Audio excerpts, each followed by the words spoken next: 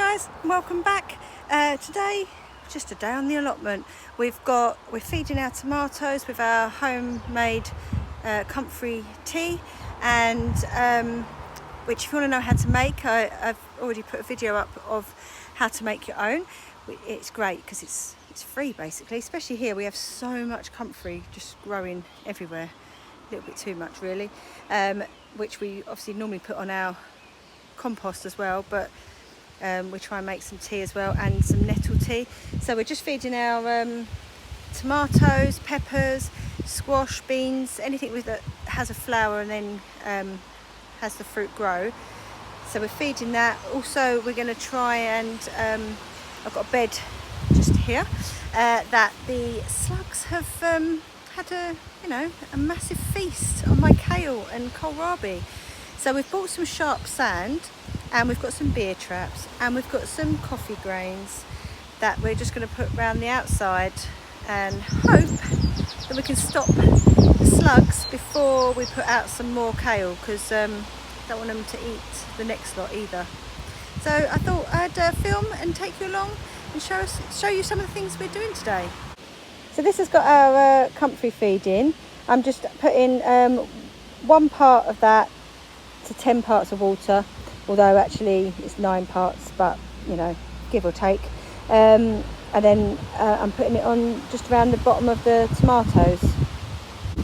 So as well as the comfrey feed, I've also been sent some of this. I'm trying to get out the shadows of the tree, from Plant Theory, from a company called Primrose, and I'll link it down below.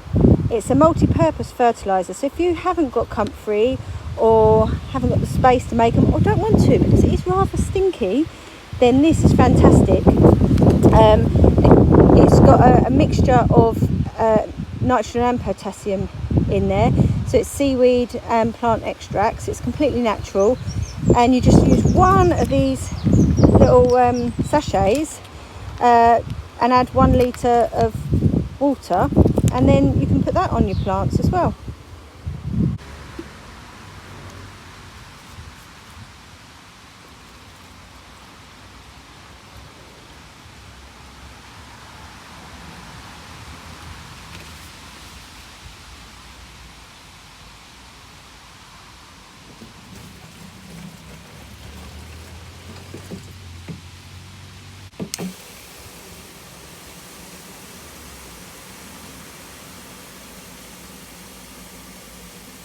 So I'm going to take this down to the tomatoes, being very careful not to spill it on myself because it absolutely stinks. That's got to be good, right? Maybe.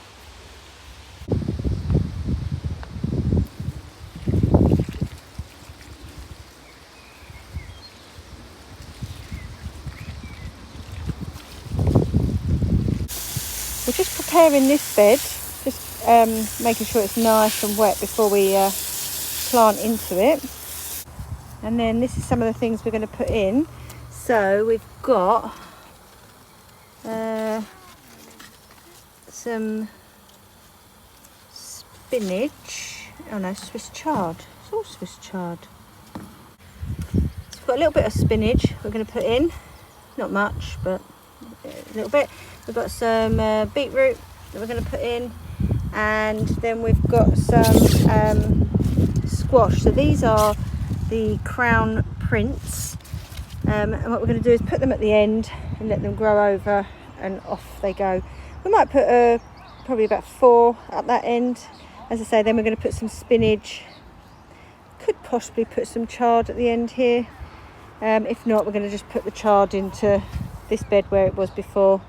Yeah. So far what we've done, we've got 3 little chilies. These are cayenne chili peppers. Put some beetroot, and then 4 Crown Prince, which are going to go that way. And then we might just add in some more beetroot. I've got some more beetroot that needs to go in, and maybe some spring onions and spinach in here. So I've just put 5 Swiss chard in here. And we're probably going to put a few more up in this bed up here. We love having chard because, well, for example, this one here is from last year, but it stays alive all through the winter, which you can sometimes get some leaves off, not loads. It doesn't really grow loads, but if it's established it will stay there. And then then they'll still be ready for next year. So I've got a few rainbow chard down there, which is like this one, rhubarb chard, so it's like the red stems, whereas this is Swiss chard, it's like the white stems.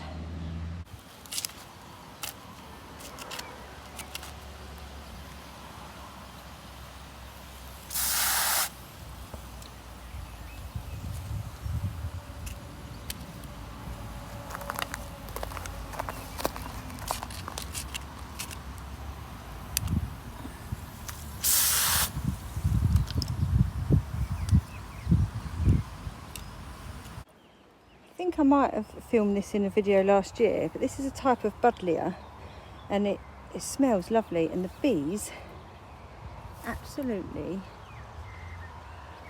love it. I mean, there's not many on there actually compared to once it gets more to the summer, but unfortunately this isn't on my plot, this is someone else's, but I always walk past it and I can smell it and see the bees.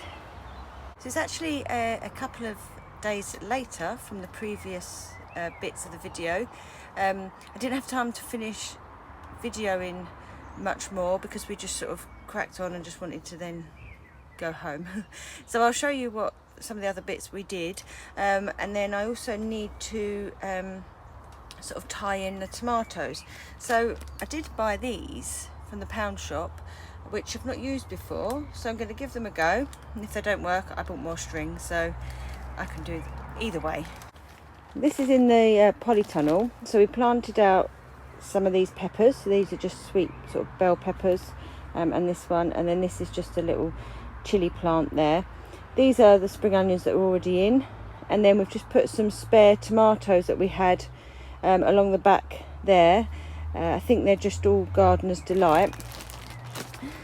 Cleared all the bindweed that was growing up this sort of netting here, and then when the cucumbers have grown, because I only planted them, I sowed them the other day, then they're going to go there and grow up here, and then possibly a few more pots to grow up here as well. And then we just potted on the rest of these chilies. So these are the cayenne chili peppers. So potted them into these bigger pots. So these are the little clips, and I'm just going to put them on the tomatoes. See if I can do this one-handed.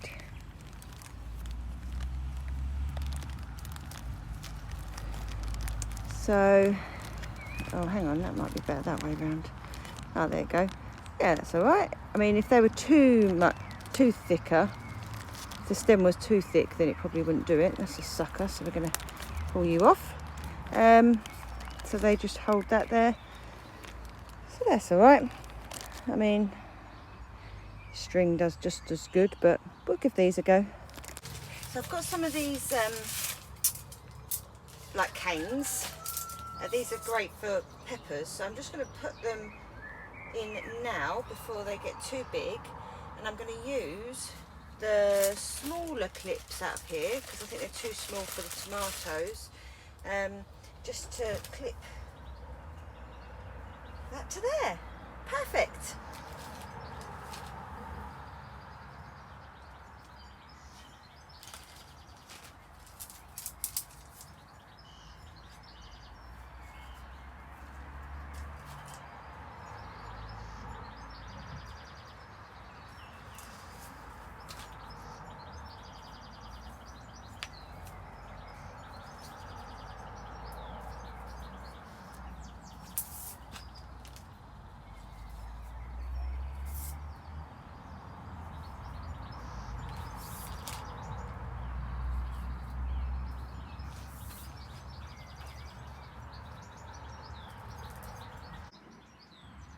There's a close-up of my little clip.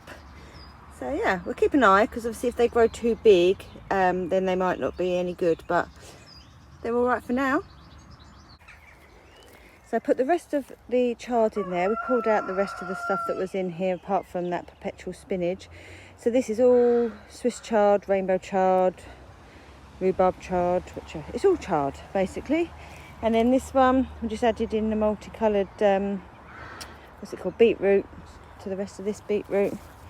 And then over on this bed we put some more multicoloured beetroot here and some spinach, and then I sowed a row of spinach in between, and then I also put some spring onions, just the white Lisbon ones there. And then I'm going to possibly put some Welsh onions in here, which I've never grown before, but I read that they're quite good that grow through the winter, and you can use them like onions, they're just not quite as strong, so give them a go. Don't know if you can see the little rabbit. Oh, there it goes. At least it's going off into the bushes rather than into someone's plot. So I've got loads and loads of sewing that I need to do, which I'm not going to get done today because I mean there's a lot. But I do just want to get these cucumbers because they did say to sow up until March, and obviously we are in June now, so I just want to get them in as quick as possible, so because I am being a bit cheeky with them.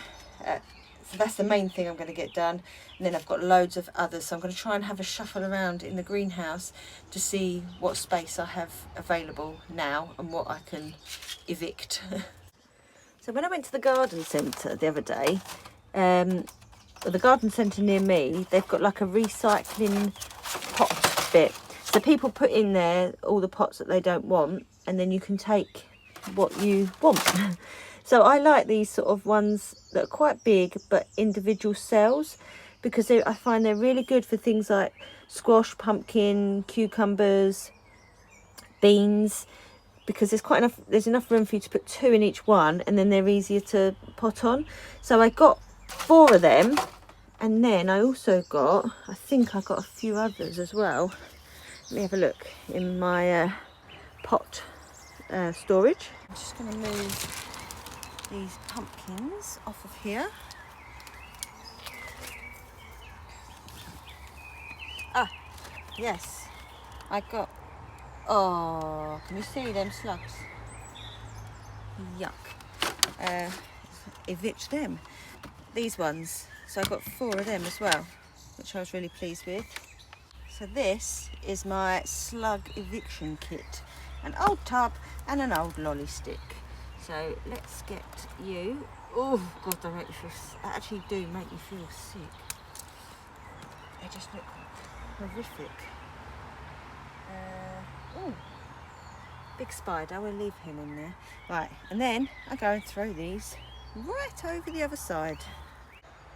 These are all the seeds that I've just sown. So this is all the cucumbers. This is dwarf beans, the purple queen. These are climbing French beans, both of them, purple cascade. These are the Shiraz Monge 2. Got a couple of tromboncinos there. I think I put 2 seeds in each one of them.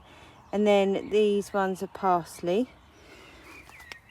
This is wild rocket.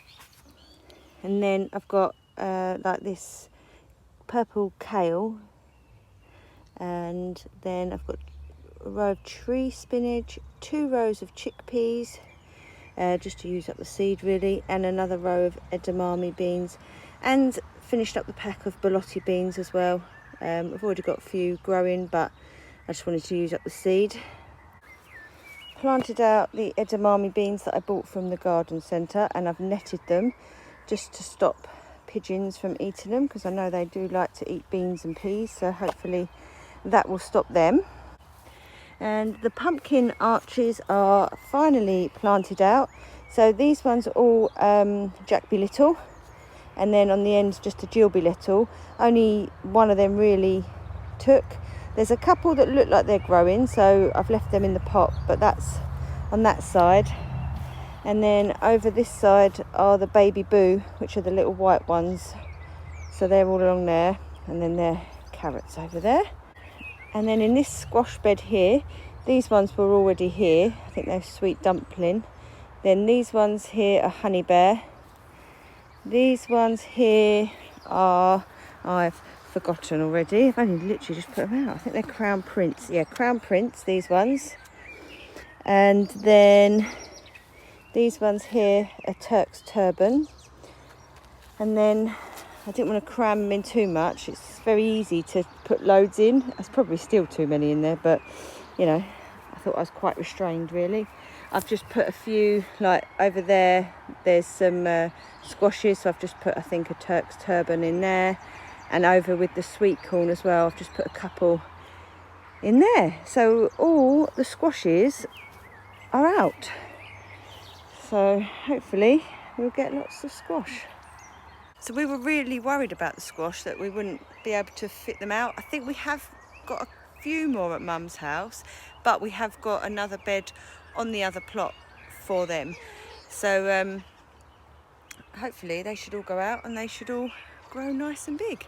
I'm going to end this video here now. I've got to try and get all of that in the greenhouse, and then I'm going home and I need to do some dinner. I wanted to harvest some peas, but I've run out of time, so I'm going to come back tomorrow and harvest some peas, some strawberries and some broad beans. But that's all for today, and I'll see you all in the next one.